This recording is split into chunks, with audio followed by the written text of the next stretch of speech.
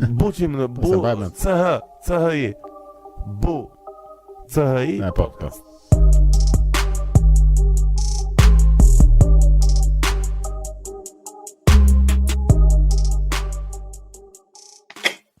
Eto vllai, çka kemi plan diskutim. Kemi këtë freestyle, a? Më pëlqeu po çajsi. Po çajiko. Ko e shpifur. Çfarë i bësh? Ku jeton ti aty eksplika?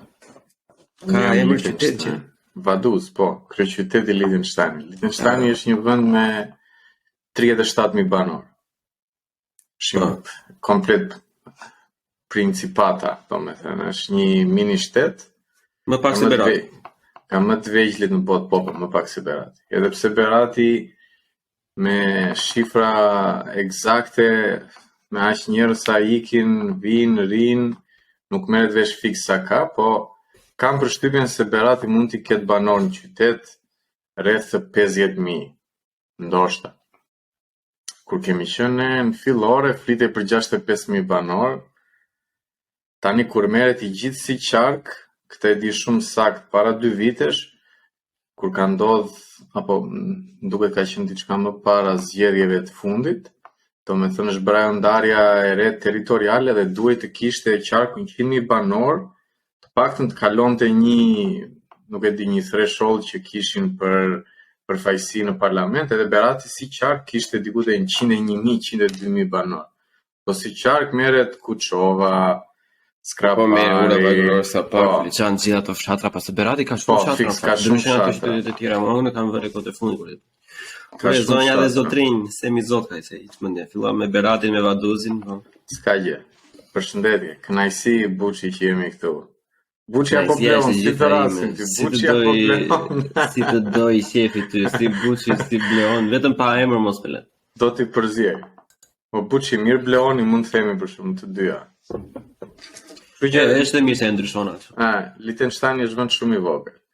Dhe Liechtensteini mund të quhet si një tip kantoni i veçantë i Zvicrës, edhe pse ka legjislacionin e vet dhe këtë e ka pas gjithmonë përparësi se është pjesë e European Economic Area, EEA. Kurse Zvicra nuk është, Zvicra është pjesë e EFTA-s, po nuk ka asnjë lidhje apo asnjë detyrim ligjor kundrejt BE-s që të aplikojë direktivat e tyre, rregullat e BE-s e kështu me radhë. Kurse Liechtensteini e ka, se është pjesë e zonës europiane ekonomike. Dhe duke qenë se Liechtensteini s'ka dogan me Zvicrën, dhe ka edhe monedën frank të Zvicrës, përdoret pak nga Zvicra për të patur akses në tregun evropian. Ky është i gjithë sekreti i Liechtensteinit. Ka ligjet e veta. Po shumë kompani të forta kanë pasur, para pak kohësh. Ai relative është para ca muajsh, domethënë do kam gjuar një si tip dokumentari të vogël, domethënë që shumë farmaci, shumë kompani farmaceutike, kështu to researching etj, domethënë në Zvicër, po. Jo, edhe në Liechtenstein, thosh ato që ka Liechtensteini ka vetëm një kompani shumë specifike në atë fushë, që po përmend ti, është një kompani që quhet Ivoclar, këto që bëjnë protezat e dhëmbëve fake, dhëmbëve falso, janë shumë të fuqishëm. Domethënë nuk e di fiks sot si është situata, po kam pas para ca vitesh që kemi diskutuar, kur kemi prezantuar me kompaninë, kanë diku te 40-50% tregut botror të dhëmbëve apo protezave falso që bëjnë. Edhe kur shkoj te një dentist në Shqipëri para 2 vitesh, ndoshta ishte ere parë që shkoj te një dentist i ri. Edhe po më bet kur i ku sri dhe i them Liechtenstein, tha Ivoclar është në Liechtenstein, bëri përshtypje një dentist në Tiranë, domethënë e dinte këtë kompani. Kështu që kjo është një kompani që e njohim. Pastaj farmaceutika është gjigante në Zvicër. po Aty chemistry, biology, kimi, biologji, domethënë dhe punë kërkimore bën shumë në Zvicër. Zvicra ka kompani shumë të mëdha. Okay, themi mirë. Po. Kush je tjella? Cili je?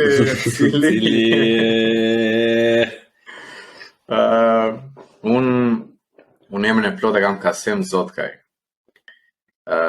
Ne më duket jemi një ditëlindje bashkë, mund të jemi një vit më i madh më duket. Një vit më i madh. Po, unë jam 95-a. Unë kam lindur në Berat, kam jetuar aty 13-14 vite, pastaj kam bërë gjimnazin në Tiranë, kam bërë kolegjin turk 3 vite. Më pas kam studiuar ekonomi në Turqi 4 vite në Ankara. Pastaj kam studiuar 2 vite master në financë këtu në Liechtenstein. Edhe më vonë po mendoja çfarë të bëj, nuk isha fort i bindur, po fushën e farmacisë, fushën e financës e kam pëlqyer shumë, domethënë me të vërtetë më ka tërhequr, jo se bëra shkollën se hajde se edhe kur je 18 vjeç nuk është se di shumë, të duhet ndonjë iniciativë tjetër apo të dëgjosh ide të ndryshme. Edhe bëra dhe financën, pastaj se kam dash të isha më i fokusuar në një fushë të caktuar, se ekonomiksi është shumë i gjerë. Bëra financën këtu dhe pastaj duke qenë se edhe punoja për një profesor këtu në punë kërkimore kur isha në master, kishim një temë shumë të lezetshme në punë kërkimore për parajsat fiskale. Se Liechtensteini historikisht është njohur si parajsë fiskale nga shumë vende ndryshme, dhe ne kishim një projekt që ka zgjatur thuajse 3 vite, punë kërkimore dhe publikime në fund, për të studiuar komplet termin parajsë fiskale, çfarë bën një vend parajsë fiskale, studimet që janë bërë në këtë fushë, sa relative janë sot, sepse në fushën akademike ke shumë studime me peshë të viteve 80, 90, ku e diun që kanë shumë citime dhe vazhdojnë kanë peshë shumë të madhe. Mirë po, situata e parajsave fiskale ka ndryshuar dramatikisht shumë nga ajo periudhë. Dhe ne kishim këtë punë që të replikonin disa punime, libra, pastaj ke institucionet politike si BE, OECD, Kombet e Bashkuara që janë shumë të investuara në këtë fushë. Dhe kemi pas një projekt shumë të gjerë. Bëra dhe tezën e masterit në atë drejtim, edhe më pas isha diskutuar me profesorin tim të bëjmë doktoratur apo jo, edhe nuk doja të bëja diçka thjesht për ta bërë fillimisht, dhe më tha edhe ai mos ju fut nëse thjesht s'ke ndonjë plan tjetër edhe pa fuskot nuk do të ikësh në Shqipëri. Mendoja një herë se jeta e tillë është, shanset që të vinë duhet i studiosh, duhet i analizosh në kohë. Dhe mendoja nëse ja vlen me vërtet të bësh doktoratur se të merr kohë. Mua do marrë gati 4 vite. Nga në vitin e 3 tani. Dhe që atëherë në fillim të 2020, sa filloi pandemia fiks, në fund të shkurtit, në fillim të marsit kam ardhur këtu unë, për herë të 2 domethënë se ika 6 muaj në Shqipëri, 5 muaj. Edhe fillova doktoraturën, merrem me taksa tani, me taksa ndërkombëtare, si mundet që sustainability apo qëndrueshmëria mund të futet në politika taksative, merremi me parajsat fiskale, merremi me raportimet vullnetare apo tax transparency që quhet, transparenca taksative e kompanive ndërkombëtare. Kështu që unë jam më tepër në taksimin e kompanive se sa të individëve, po jap edhe leksione këtu edhe për tatimin e individëve, duke qenë se Liechtensteini është shumë i vogël, ne e ndjekim shumë aktualitetin në Gjermani, në Austri dhe në Zvicër. Domethënë është ky rajon i gjerman folës, DACH-FL që quajmë, dhe ne jemi të investuar shumë në këtë rajon. Kështu që unë me këto merrem në përditshmërinë time. Shpresoj që edhe për një vit që ameti ta mbyll doktoraturën, edhe të jemi doktor pastaj në fund, edhe eci. Tani, disa gjëra kisha unë të kjo. E para, me që jemi në temën e taksimit, të me thënë dhe interesit që keni u aty për këtë pjesës gjermane, të me thënë dhe duke nisur nga fakti që kemi një ardhje kolosale shqiptarëve në Gjermani, sidomos ata që janë të shkolluar, ka ndonjë tipi në një këshillë të vogël që mund t'i japësh njerëzve për sa i përket taksimit? Këshill, do me thënë... Jo gjëra që vetëm ato këshilla pa lek, jo këshilla me lek, se pastaj do numrin e kontaktit. Po, nuk do... I will not shoot all the bullets. Po. Ideja është që ne në Shqipëri, se duhet ta lidhim patjetër me bashkëkombëtasit tanë, ne nuk është se kemi një njohje shumë të qartë të sistemit taksativ. Edhe kur flet sot me njerëz në Shqipëri që kanë 30 vite punë, prindrit tanë apo ai brez që paguajnë taksa të paktën 30 vite, i pyet, "Ore, çfarë taksash pagon ti në Shqipëri?" Po i ke çam lodh kokën, ja vjen ata të bashkia dhe duan këtë shok, po të pyes domethënë, a paguan taksa e një dhe sa paguan? Domethënë, e diti çfarë kontributi jep ti në shoqëri apo në shtet? Të listojnë sa kështu, po jo paguaj taks gjelbërimi, paguaj taks mbi të ardhurat, paguaj këto të makinës, to. Okej, dakor, i thash, i di pak a shumë çfarë paguan. Po sa paguan si përqindje mbi të ardhurat e tuaj? Disa janë. Po ja ca lektu, ca aty ore, sa përqind domethënë, ma shpjegon do sa përqind paguan një individ në Shqipëri që ka X të ardhura. Dhe kjo është e vështirë. Edhe ne brezi jon, kam përshtypjen se nuk është se jemi shumë të informuar në fushën e taksave. Domethënë marrim si të mirëqenë që ka qenë taksat për të ardhurat e mia.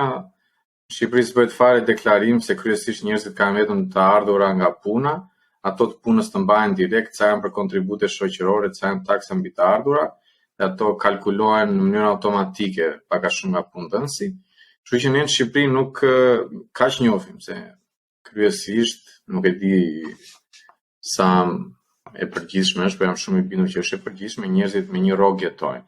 Edhe din vetëm të ardhurat. Jo, është vërtet shumë e përgjithshme, është 99% që jetojnë vetëm me një rrogë dhe mandi mund të ketë një 10% që jetojnë pa asnjë rrogë. Dhe din vetëm si të paguajnë taksa mbi të ardhurat që bëhet automatikisht, edhe ato që kanë biznese pastaj janë pak më koshient, sepse për biznesin ke edhe shumë mundësi të tjera që këtu mund t'jap disa këshilla unë në vonë. Si biznes, të paktën edhe në zonat gjermanisht folse, ti ke shumë mënyra për të evituar apo për të ulur taksën atë bazën taksative. Çfarë do të thotë kjo? Ke shumë mënyra për të bërë tax deductible. Ke kosto të ndryshme që ti mund t'i fusësh si biznes dhe ul bazën taksative, kalon një fash më të ulët, ndoshta varet se kryesisht janë sisteme taksatimi progresiv, sa më tepër të fitosh, më shumë do paguash. Po komunistët. Jo, komunistët e kanë flat rate, gjithë paguajnë njësoj, se pak a shumë njësoj paguajnë. Kurse kur ti merr miliona euro dhe dikush merr 50.000 euro në vit, patjetër që kontributi në shtet është i ndryshëm. Kjo është ajo pjesa e inequality, që hajde ta luftojmë inequality-n duke taksuar ata që paguajnë më shumë, edhe ata që paguajnë më pak, koncepti Robin Hood. Cili është mendimi jot personal te kjo pjesa? Unë jam shumë dakord me taksimin progresiv, sepse të flasim për individet në radhë parë, sepse për bizneset kam opinion ndryshe, se bizneset me të vërtet japin shumë tepër se sa thjesht taksa. Bizneset punsojnë njerëz. Për individet, nëse ti paguan më shumë taksa se unë, do të thotë që ke pas fitim më tepër se unë.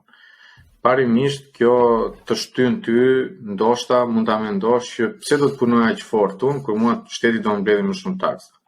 Nuk dua të bëj aq shumë para, se shteti do më jaj më shumë, kështu që dua të trajtojmë ndryshe. Nuk dua të jem qytetari i Francës, Austrisë, Gjermanisë, ku e diun, Danimarkës, vendeve nordike që të këpusin taksa për individët. Ato i kalojnë 40% për këto individ që janë në top 10% e popullsisë për taksat për të ardhurat, domethënë. Çfarë do të thotë paguash më shumë taksa se një individ tjetër? Zëri yt është edhe më i fuqishëm në vendimarrje në shoqëri, sepse kur ti paguan më shumë, ke të drejtë t'ia ngresh zërin shtetit, or çfarë po bën me ato para që po t'jap? Unë po kontribuoj kaq shumë, dhe kjo është ajo pjesa e vetdijes që ne nuk e kemi në Shqipëri. Po si, ose më fal që të ndërpresi kjo pjesë, sepse si me taksën e shtetit, si me taksën progresive, ai që fiton më shumë paguan. Po. Në njëjtin rast paguan më shumë sepse 10% normalisht 10% që 1 milion që është më e madhe, që është bazika, por te kjo paguan shumë herë më shumë, edhe unë nuk kuptoj shumë të pjesën, domethënë që si ngrihet zëri më shumë këtij individi, se po marrim një CEO, një CTO ose një lloj drejtori, një lloj entreprenori, domethënë që nuk është as biznes i vogël as gjë, thjesht një individ. I punësuar. Dolëm te biznesi aty, sepse një CEO apo një CFO janë kryesisht aksioner të kompanive ku këta janë dhe kjo është pjesë e taksimit të biznesit dhe jo të individit. Një avokat ose inxhinier, arkitekt shumë i suksesshëm. Prap, këto janë biznese kryesisht. Nuk ka individ në një shoqëri, le të flasim në Gjermani apo në Liechtenstein apo në Shqipëri, që me rrog një punësim, le të themi, nuk do kalojnë ato fasha ekstreme. Janë të përllogaritura, për shembull, të jap një rast të Liechtensteinit fix, është shumë i ngjashëm me Gjermaninë. Në Liechtenstein deri 20.000 eurot, po e konvertojnë në euro, se këtu kemi franga, po është pak a shumë 1 me 1. Deri në 20.000 eurot e para janë tax free, nuk paguhen, e ke 0% taksime mbi të ardhurat.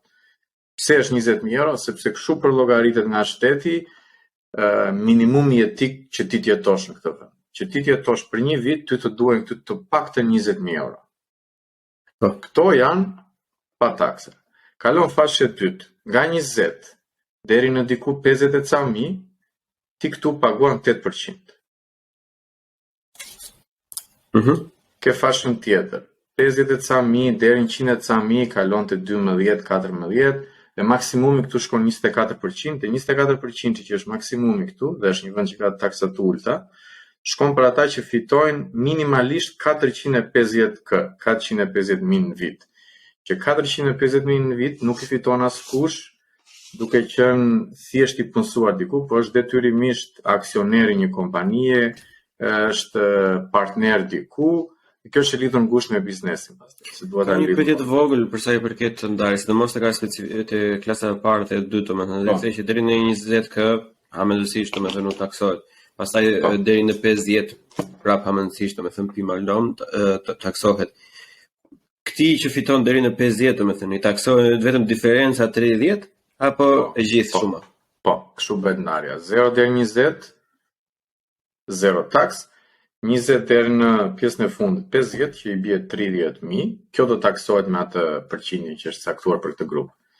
Edhe për atë milionerin me moll është nëse unë marr 50.000 euro, më taksohen vetëm 30.000 euro. Po. Prandaj kjo është ajo pjesa që është fair dhe e drejtë. Domethënë ti prapë merr avantazhin edhe sikur mos të punosh, të flesh gjumë, sepse atë 20.000 e parë ke prap tax free. Dhe avantazhi që doja të dilja te taksimi progresiv ky është, që nuk është se ti nëse merr 450.000 në Liechtenstein do taksohen të gjitha këto me 24%. Do ndahen në bazë të fashave ku je dhe taksimi efektiv është më i ulët se ajo. Po ti thua që kjo është e njëjta gjë se si funksionon në Gjermani për momentin? Po garant. Po përqindja ndryshojnë apo? Ndryshojnë. Në Gjermani më duket ke 11.000 euro që është tax free. 10.900 diçka e tillë është, se po jepja lekson këtë para një muaj. Dhe pastaj kalojnë ato fasha e tjera. Po në Gjermani ty të shkon deri në 45% taksimi maksimal. Okay. Gjermania për individ ka taksa relativisht larta, siç është komplet Europa qendrore dhe veriore, edhe perëndimore, taksat janë të larta. Zvicra ka taksat e ulta, Liechtenstein ka taksat e ulta, edhe pastaj komplet lindja që nga Hungaria edhe në jug, në Shqipëri, Bosnjë, Kosovë, Serbi, ku e di. Një gjë që më çmend mua këtu fare për shembull është demonizimi i punës së dytë, nëse ke një punë të dytë, nëse të part-time, klasë ato shtorë klasë si është 6 është 60% pothuajse. Edhe në Shqipëri është e ngjashme. Puna e dytë. Po pse është kjo? E kuptoj këtë shqetësimin tënd.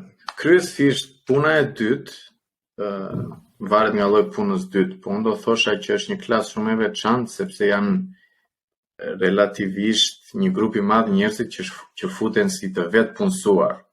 Domethënë ti mund të kesh një idenë tënde që ke krijuar një kompani të vogël dhe jep një shërbim konsulent apo ku e di unë, jep një shërbim që ti e ke pasion, edhe ke atë punën që e ke si garanci rrogën fikse. Ti je inxhinier ndërtimi dhe ke atë fiks, por arti është diçka shumë e rëndësishme për ty dhe ti je freelancer, ku e di unë, dhe do regjistrohesh si i vetë punësuar.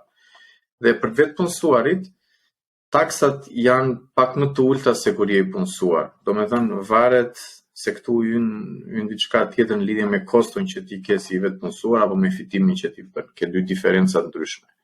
Po jap një rast kot. Në Shqipëri ti mund të jesh i punësuar në shtet po themi jeton në Berat, edhe mundësit janë shumë të limituara, po themi se ke një rrogë në shtet se ke 20 vite punë aty, je zjarr fiks. Mirë, po të njëjtën kohë ke pas edhe një bar, një kafe ku e di unë që do ta mbash aty.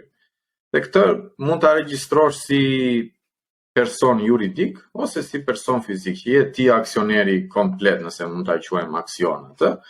Domethënë je komplet ti pronari këtij bar kafe, dhe kjo quhet si vetpunësim për ty, sepse ti do t'i marrësh të gjitha këto fitimet që bën bari në emrin tënd, dhe je i vetpunësuar. Kryesisht të ardhurat e barit në Shqipëri, se kam parë edhe draftin që ka propozuar qeveria tani që do hidhet për votim korik, duan ta taksojnë me diku 3.5 ose 4.5% të ardhurave. Domethënë ky është taksimi i të vetpunësuarit. Rrogën si zjarr fiks ti hyn ajo punësimin që ti ke full time e të gjitha me radhë. Kështu që puna e dytë, në varësi të biznesit apo në varësi të punës ku futet e tjera, se ka shumë specifikat ndryshme, por nëse qëndrojmë te të vetpunësuar, këta paguajnë më pak. Në Shqipëri konsulentët paguajnë më shumë taksa si të vetpunësuar, paguajnë diku te 9% apo 11% mbi të ardhurat. Dhe çdo gjë tjetër, pastiçerit, ku e diun janë kryesisht të vetpunësuar e kanë pak. Baret të vetpunësuar janë pak. Domethënë, ke disa specifika për llojin e biznesit ku ti je i vetpunësuar dhe ndryshon edhe tatimi. Më shumë doja të fokusohesh te pjesa që këtu në Gjermani, domethënë, se normalisht edhe këto audienca ose njerëzit që na dëgjojnë ose na shohin, domethënë normalisht shumica, unë të paktën e kam diku te 8% jashtë Shqipërisë. Domethënë all in all, që thana. Po. Ideja është e lëm domethënë atë shkencën ose politikën me njan, duke një çik si e pa drejtë që një person që është i aftë ose që do të jetë më shumë produktiv, do thjesht jesh më produktiv të tjera, që duket si penalizim i robit. Domethënë nëse taksa për punën e dytë është më e madhe se sa taksa për punën e parë. Për mendimin tim, domethënë nga ana, ta themi kështu pseudo filozofike, do ishte ose tax free puna e dytë ose tax sa për të thënë, domethënë. Që ti thoshe bravo që je produktiv, apo jo? Nuk i di këto raste, mos të besi shkencëtar kot për këtë pjesë, nuk jam fort i bindur për këtë punësimin e dytë nëse është kështu. Mund edhe ta kontrollojmë tani shpejt e shpejt. Po, e bëjmë mirë se.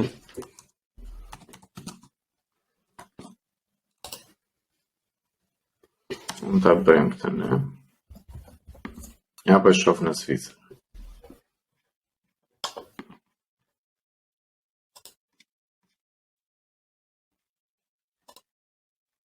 Po, në këto vende ku unë do të them logjikën se nuk dua, mund të ngecim kot në ca burime jo të sigurta. Në vendet ku ne jetojmë, në Liechtenstein, Zvicër, në Gjermani, ti bën deklarim në fund të çdo viti fiskal për të ardhurat e tua. Domethënë, ne këtu i kemi në prill, duhet i mbyllim këto. Ne sot jemi në prill të 2023 dhe ky është muaji i fundit ku ne bëjmë deklarimin. Këtu ke taksim mbi fitim apo taksim mbi të ardhurat që ne quajmë, ose taksim mbi pasurinë, që pasuria mund të jetë tokë apo ku diun diçka e paluajtshme, shtëpi e kështu me radhë, apartamente. Taksimi mbi fitimin ti fut të gjitha bashkë. Domethënë në princip, unë nuk e di këtë pjesën që taksohesh më shumë për diçka tjetër, por detyrimisht kur ty të shtohen të ardhurat sepse bën një punë tjetër, kalon te fasha tjetër, po themi, e kupton? Nëse do paguaje 30% me një punë, tani do paguash 35%, po të dyja i ke të shtuara bashkë, e kupton? Domethënë në shuma e të dyjave që taksohet. Se ti nuk e di, i ke bërë vetë to taksa për shumë? Po, e kam bërë, e di pse pyesëm për këtë, sepse për shembull në Gjermani këtë puna e dytë që kalon shtojë klasës e 6, klasën e 6 të taksave, domethënë për ata që nuk dinë gjermanisht, është puna që është e dytë që s'di 6. Është puna e dytë, domethënë edhe që e kalon normalisht atë thresholdin e mi jobit që ka qenë 450 në muaj, tani duhet të jetë diku tek 510 apo diçka e tillë. Që do të thotë, nëse unë jam inxhinier ndërtimi dhe unë dua të punoj në një bar, të bëj barista, të bëj kafe të shtunave, domethënë, unë mund të punoj vetë tax free deri në 510.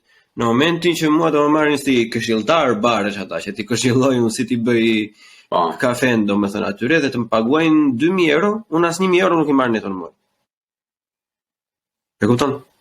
Po sepse nëse ti merr çdo muaj 2.000 euro, ti merr në fund vitit 24, ja po themi ke rrok 13-26.000 euro. Detyrimisht i kalon, siç thash, në Gjermani 11.000 euro i ke tax free. Nëse të shtohet e punësimi i parë, dhe për këtë jam shumë i bindur, ti do t'i mbledhësh të gjitha bashkë këto si të ardhurat e tua gjatë vitit fiskal 2022, po themi. Kështu që punësimi i dytë normalisht të jep të ardhura më shumë dhe ti kalon në një fashë tjetër taksimi, e kupton? Ky është risku që ti ke, që mund taksohesh pak më tepër për një pjesë të ardhurave. Po nuk është se taksojnë individualisht kjo. Punë e parë ka kaq përqindje, punë e dytë ka kaq përqindje. Kto thjesht bëjnë të ardhurat e tua për vitin fiskal dhe taksohen bashkë në fund. E kuptoj. Vetë punësimi është tjetër pastaj, siç e thash. Parajsa fiskale e përmendën çik parë plehoj. Bëhet Shqipëria parajsë fiskale? Se ka shumë njerëz për shembull që diskutojnë në debate për televizione, muhabet avoline, kupim bira, kupim kafe, e kupton.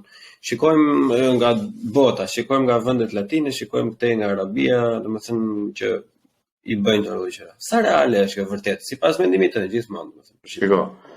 Parajsa fiskale si koncept ka ndryshuar nga një vend që kishte banking secrecy, siç ka qenë Zvicra, për shembull, një ekonomi e fuqishme, stabil dhe ti mund vije me një valixhe cash para 15 vitesh, dhe të shkojë në një bankë dhe hapje llogari.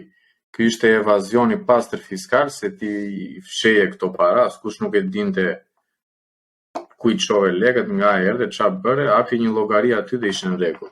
Ky ka qenë koncepti i vjetër i parajsës fiskale, ose taksimi zero. Do me thënë, nëse ti e takson zero një kompani në Cayman Islands apo në British Virgin Island, kjo të bën parajsë fiskale. Që prej 2009-ës, që ndodhi në 2008 kur ishte kriza e madhe financiare, u rit ndjeshëm kërkesa për transparencë. Do me thënë, të gjithë liderat e G20-s u mblodhen edhe thanë, that's it, mbaroi periudha kur ne flasim për fshehje parash, e kështu me radhë, duhet që të rritet transparenca, duhet të rritet bashkëpunimi midis të gjitha shteteve që të shkëmbejnë informacion upon request apo automatic, është teknikalitet, po duhet që për shembull Shqipëria të shkëmbejë informacion mbi Bleonin që është në Berlin. Domethënë Shqipëria duhet ta di që Bleoni është shtetas shqiptar, nuk ka asnjë detyrim taksativ në Shqipëri, se sfiton asnjë të ardhur në Shqipëri, dhe Shqipëria nuk e ka worldwide tax siç e ka Amerika, por ti taksohesh në Gjermani për gjitha fitimet e tua dhe shteti shqiptar thjesht duhet të di që shiko, Bleoni ka një llogari bankare në Gjermani, nuk i duhen atyre ti din fare sa të ardhura ke ti, se nuk i intereson shteti, por shteti duhet thjesht të di që ti je i regjistruar në Gjermani, ke këtë tax number dhe kaq është në rregull për shtetin. Kështu që koncepti i parajsave fiskale ka kaluar te jo transparenca ose transparenca, domethënë.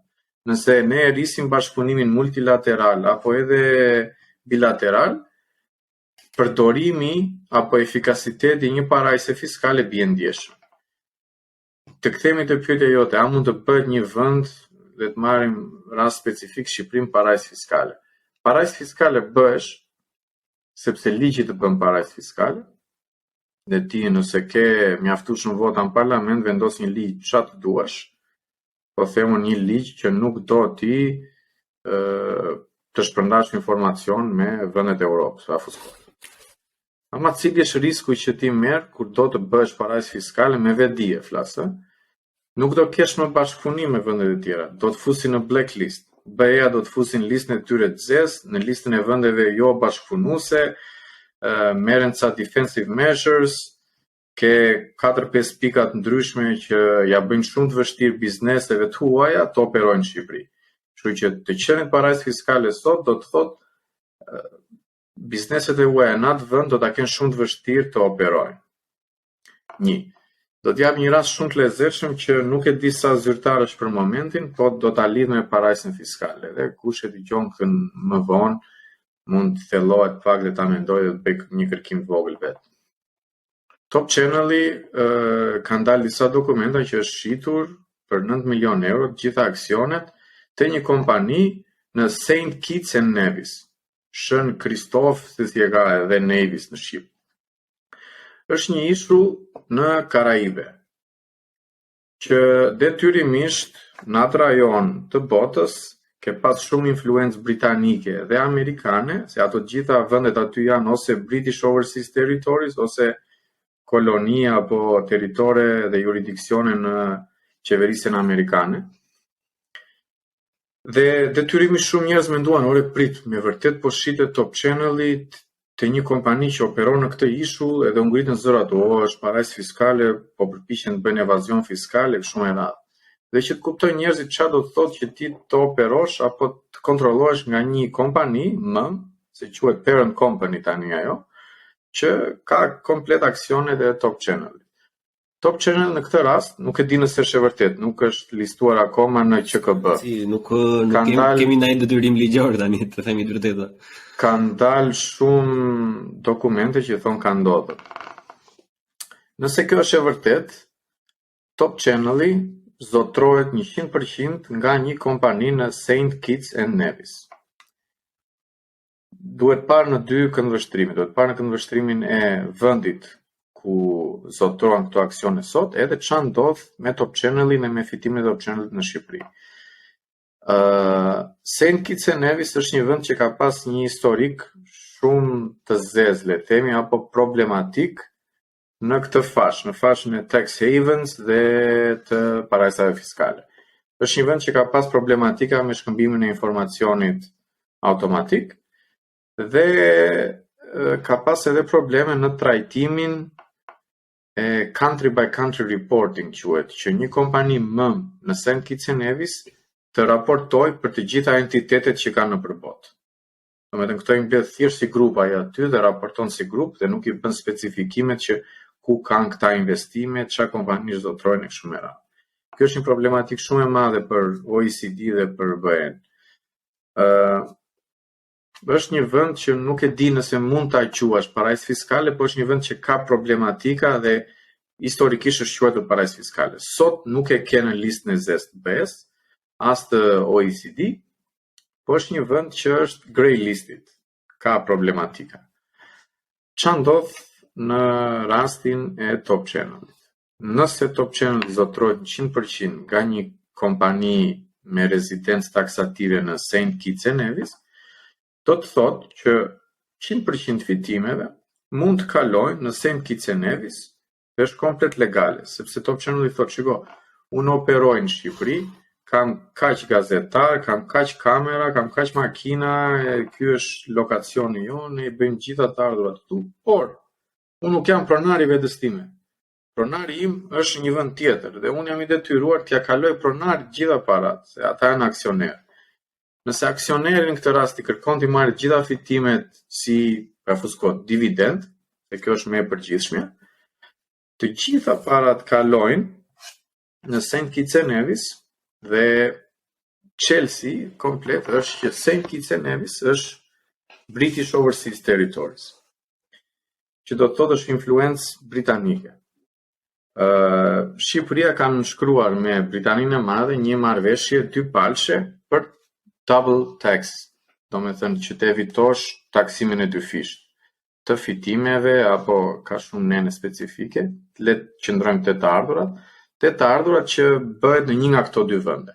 Do me thënë, nëse një kompani operon të dyja shtetet, do taksohet vetëm në një vend, se nuk mund t'i taksosh të ardhurat e një kompanie që është në Shqipëri komplet dhe të shkojnë këto fitime dhe në Angli t'i taksosh prapë komplet. Këto u taksuan njëherë do taksohen. Tani është bërë marrëveshja Double Tax Treaty UK-Albania.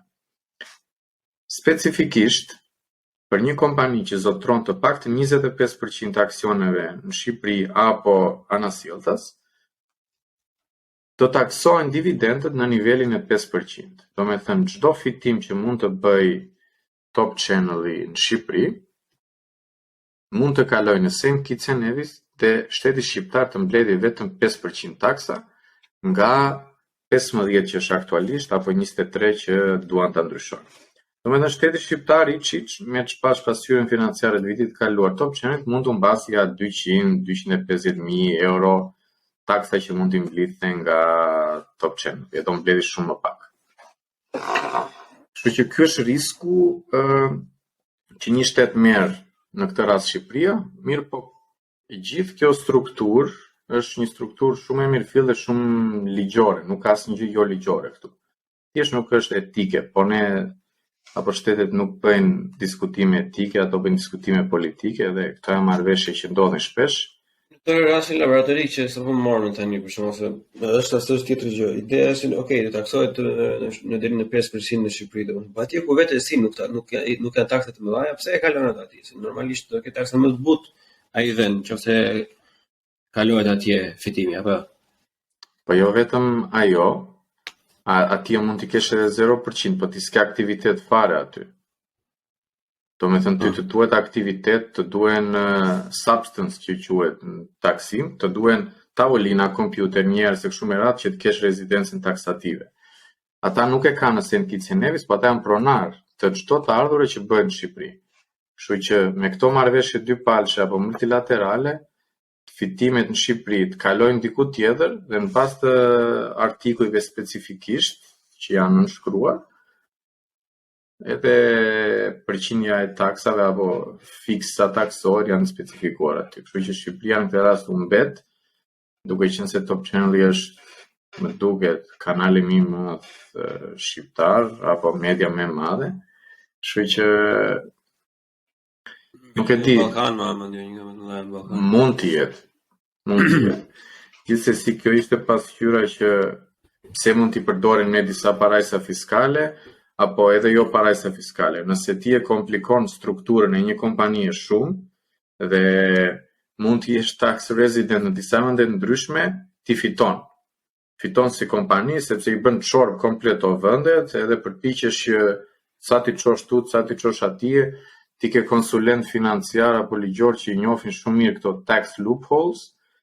Dhe në fund kompanit janë shumë shpesh që ndodh që të kenë një aggressive tax planning scheme, le ta quajmë. Domethënë merren specifikisht me këtë, kanë individ ligjor në kompanitë e tyre që vetëm bëjnë këto lloj struktura që ta ulin taksën. Ja më të aftë të paguajnë atë lloj individ që sa është shtetit me një përgjithësi. Po patjetër, shiko, ti ke Amazon, ke Google, ke Facebook, që kanë edhe aktualisht çështje ligjore me European Court of Justice, sepse i kanë përdor këto lloj skemash dhe kanë përdor lokacione si Irlanda, Hollanda, Luksemburgu dhe kanë paguar thuajse zero tax në fund, që është e frikshme për këto lloj biznesi. Këtë për kam dëgjuar se për Amazon, Nike, një shembull kam dëgjuar që Nike mund ta kesh dëgjuar, domethënë këtë pjesën që i shisnin franchise-in duket me €1 apo me $1 dhe pastaj kalonin gjithë fitimet andej taksosh. Mund ta kesh dëgjuar për Nike se Süddeutsche Zeitung ka shkruar shumë për Nike, se Nike është biznes shumë gjigant në Gjermani. Dhe ç'a ndodh? Kompani multinational siç është Nike, le të qëndrojmë te Nike-u, kanë zyra që drejtojnë në rajone të caktuar. Domethënë Northern America ka një zyrë që ka një headquarter të caktuar. European market ka një headquarter të caktuar, Asia ka një headquarter të caktuar. Nike, European market headquarter e ka në Luksemburg. Çdo fitim që bëhet në vendet e tjera kalon në Luksemburg, sepse ai thotë, shiko, unë me të vërtet jam një operational company në Berlin, ama të gjitha faturat që unë lëshohen nga një kompani që ne kemi, që është në Luksemburg. Domethënë çdo gjë që Nike shet, çdo faturë që lëshohet e Nike-ut në Europë, vjen nga Luksemburgu. Dhe çdo gjë tatohet. Fitimi, nuk flas TVSH se ti kur kalon në kufirin tjetër ke TVSH që shtohet, po të paktën për fitimin apo për të ardhurat e një kompanie, kryesisht zgjedhin një lokacion caktuar për një rajon ata dhe aty i bëjnë. Kështu që këto janë çështje etike pastaj që Nike-u të ketë biliona fitime në Gjermani dhe të paguaj shumë pak kontribut, se taks mund të them që edhe s'paguan fare. paguan vetëm këto të punonjësve, paguan të vëshët e kështu me radhë, po mbi fitimin nuk paguan. Rastet Kjo është një si tip skeme që më mendoj që mbizotron për sa i përket korporatave të mëdha, sepse është nga ana politike është një çike vështirë, më mendoj ta gjesh se janë disa që do thoshin vërtet për shembull që ajo është një konstelacion aq i madh që ka kërkuar aq shumë punë, aq shumë vite për të ndërtuar, domethënë dhe mban aq shumë njerëz në punë, paguan sigurimet ose pjesërisht sigurimet e shumë njerëzve etj, saqë mbase edhe do meritonte mos të paguante mbi fitim. Po kjo është ajo që doja që se mbaruam në fillim këtë pjesën taksimi individëve apo i korporatave. Korporatat japin shumë tepër kontribut direkt në shoqëri, që ke shumë akademik apo shumë politikan që shprehen që ne i taksojmë shumë lart korporatat, duhet i taksojmë më pak e kështu me radhë. Pikërisht për këtë që the ti, domethënë se korporatat punësojnë miliona njerëz kudo, ka një kontribut kaq shumë të madh pak në sistemin politik ku ne jetojmë sot, saqë edhe shtetet nuk punësojnë dot kaq shumë njerëz, dhe janë edhe më efikase, shërbejnë kudo, domethënë kanë shumë avantazhe tjera që me të vërtetë. Cili është qëndrimi jot te kjo plot? Qëndrimi im është që korporatat duhet kontribojnë me taksa, patjetër, por duhet më tepër se taksë në mënyrë direkte, duhet që të kenë një kontribut indirekt në shoqëri, jo detyrimisht financiar. Domethënë korporatat janë kaq shumë të mëdha sa mund të bëjnë dhe mund të japin mbrapsht komunitetit shumë gjëra, dhe jo detyrimisht bashkisë apo shtetit taksë. Korporatat mund, çka ka nevojë komuniteti, le t'i pyesim, njerëzit ato janë shumë të fuqishëm. Flasim për këto Fortune 500 apo ku e diun, kompanitë më të mëdha, Nike për shembull. Nike është kaq gigant kudo në botë, saqë një vend apo një lokacion ku këta mund të jenë, mund të thjesht kuptojnë çfarë nevoje ka komuniteti dhe t'ia japin mbrapsht. Do të thënë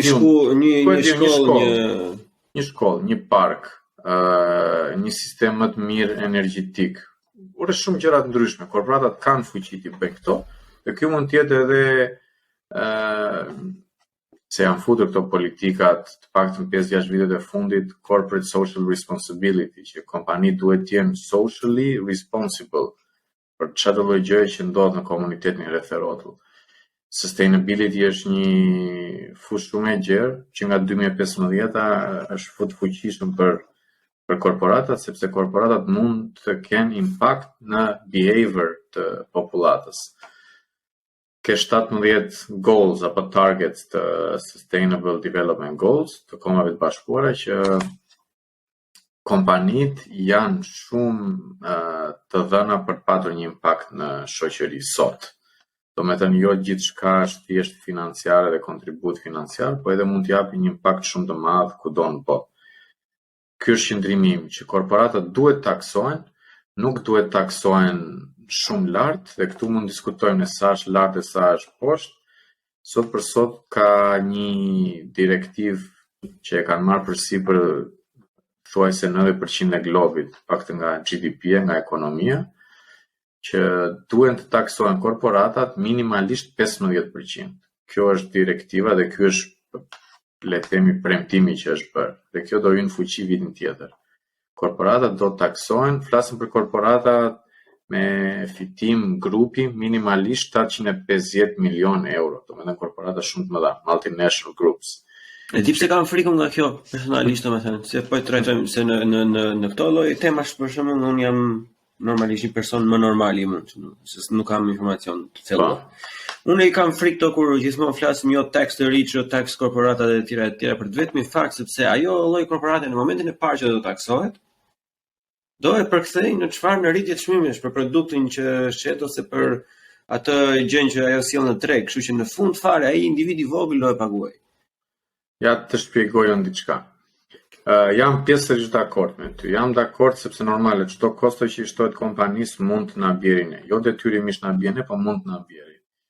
Pjesa tjetër është që korporatat me fillimin e globalizimit, po themi që nga vitet 80 që ka filluar fuqishëm, nuk paguajnë shumë taksa. Kanë gjetur këto jurisdiksionet parajsa fiskale që bëjnë offshore aty, i kalojnë gjitha të ardhurat diku dhe bazën taksative e kanë nul komplet në rajonet ndryshme të botës dhe nuk paguajnë. Prandaj po bëhet kjo luftë. Lufta është e gjithë që mos t'i bësh erozion bazës taksative. Do me thënë është projekti Base Erosion and Profit Shifting, mos t'i kalosh ti këto profits të tua kudo pa u ndier, sepse ta lejon ligji, por ke një detyrim etik aty ku ti bën biznes dhe aty ku se ti përfiton nga infrastruktura e një vendi.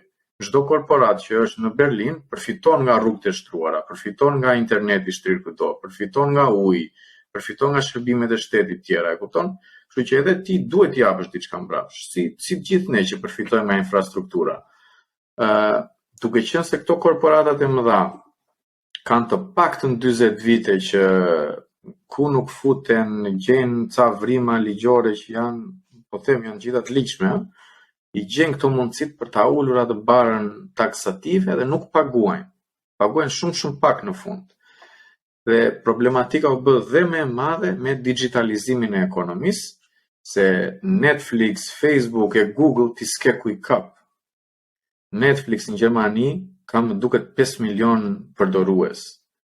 Dhe shteti gjerman merr 0 taks nga Netflix, pse? Sepse sistemi aktual taksativ është shumë outdated, është i vjetër. Nuk e keti një nen apo një artikull aktual që të taksoj ekonominë digjitale, sepse aktualisht ne taksojmë ku ti ke prezencë fizike. Nëse ti ke një zyrë, ke një adresë, unë të konsideroj ty rezident taksativ. Nëse ti s'ke asnjë adresë në një vend, unë s'të taksoj tot. Ama ti shërbimin e ofron se je digital komplet. Ky është avantazhi i teknologjisë. Zhurma më e madhe është bërë me Netflix, po Facebook, Google e gjitha me radhë kanë përfituar gjithë këto vitet e fundit se nuk kanë pas prezencë fizike. Dhe kryesisht këto janë kompani amerikane. Janë thuajse të gjitha, ish ndonjë tektuk europiane, këto të mëdha të teknologjisë janë amerikanë. Dhe Amerika ka pas punë të mirë me këto, se duke qenë se je tax rezident në Amerikë, merr atë faturën. Profitin e ke global edhe taksën e ke aty. E paguan aty. Kështu që Europa ka humbur gjithmonë në këtë mes dhe prandaj po përpiqen të vënë një sistem që t'i përshtatet ekonomisë së sotme, që është digitalizuar pafund, dhe të kesh mundësi t'i taksosh këto kompani që s'kan prezencë fizike.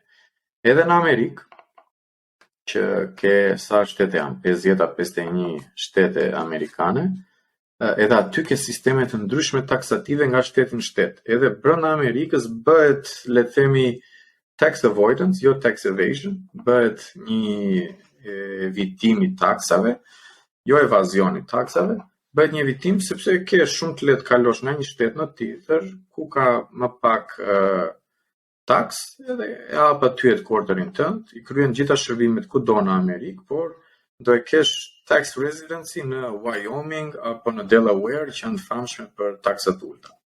Kështu që korporatat ja kanë lëruar fen, kur themi, komplet shtetit, kanë qenë fituara gjithë këto vite, duhet vendos një minimum që ti mos ta çojnë në përmendje lëvizjen kudo korporatat, por një minimum duhet ta paguajnë. Është zgjedhja jote pastaj nëse mendon se trajtohesh keq në një vend që ti paguan 30% taksa, ama 15% shroguim duhet ta paguash. Kjo është marrëveshja që ne kemi dhe duan të sjellim në jetë që të paktën të jetë dyshemeja, 15. Nëse ti do të jesh një jurisdiksion atraktiv, mbahet 15. Liechtenstein është 12.5 sot. Duhet ta shtoj 15 për këto lloj korporatash që kanë fitimin 750 milionë euro plus. Kjo është, le të themi, një overview e sistemit taksativ të korporatave sot. Ka dëshirë ose ka një kështu commitment, domethënë, nga politika kështu botërore, le të themi, ose mund të marrësh edhe copa po. Ka. Sako ishte Trumpi president, nuk u arrit asnjë marrëveshje sepse Trumpi tha, nëse ju doni një marrëveshje të tillë, ne kuptojmë që targeti juaj janë këto kompanitë mëdha amerikane. Nëse ju e bëni, unë do e taksoj makinën gjermane më shumë, unë do e taksoj verën franceze më shumë, kështu që bëjeni po doni. Dhe Europa u trëm, se fillimisht doli Franca kështu, na duhet një sistem tjetër ande këtej. dhe i ulën puplat me njëherë pastaj, Gjermania me Francën, tani jo mos se do e shikojmë edhe njëherë këtë punë. Kur erdhi Bideni, edhe Bideni, më fal, para se të shkonte Bideni, ti mund ta mbash mend që kur erdhi Trumpi si president, i uli taksat e biznesit. Se Trumpi është biznesmen, e di eficientën e ekonomisë, ore do t'i taksojnë bizneset, po jo me 30%, çojnë 21 thaj, dhe uli 21% për bizneset amerikane. Tani që vjen Bideni erdhi me një mision nën Tereza, kështu është parë Bideni në shumë vende ndryshme që hajde do e balancojmë ekonominë botërore, këto budalliqet e tyre, që e çojmë keq botën. Po Bideni erdhi me një plan për të gjetur një farë konsensusi global, se duhet konsensus global. Nuk mund t'i lësh gjysmat e vendeve të arrijnë një marrëveshje të tillë gjysmat jo, se kompanitë do përdorin gjysmën tjetër.